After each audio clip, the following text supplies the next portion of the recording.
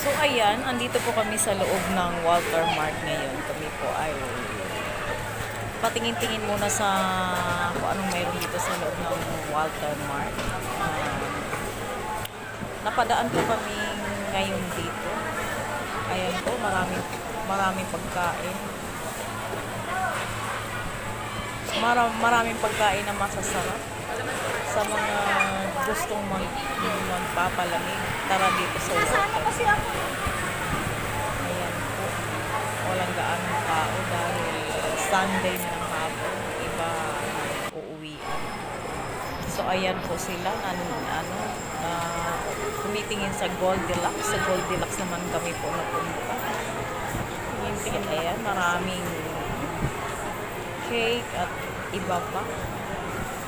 Ayan, masasarap na dessert.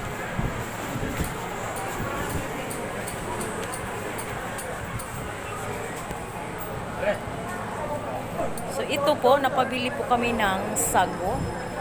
Salamat po kay Tita Loni na libre kami ng sago.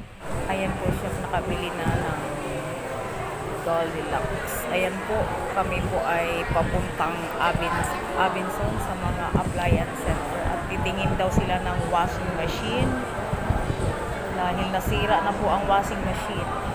So pasok na po tayo doon sa Abinson. So ayan po, nakapasok na po kami. Kasama ko si Ate Weng at saka syempre ang aking iba pang mga in-laws, no? Kasama, ayan po sila, nauna na. So, ayan po, andito na tayo sa loob ng appliance center sa Abinson ng Walter Mart pa rin.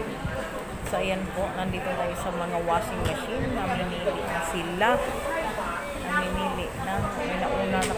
May nauna na sa amin. So, pinuntahan lang namin dahil matagal siguro namimili. So, nakapili ng mga bata.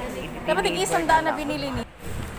So ayan po, kami po ay pauwi na. Andito na kami sa labas ng Walter Mart at sasakay na po kami. So ayan po aming sasakyan po ng pinsan ng ni husband. So ayan po, sasakay na po kami.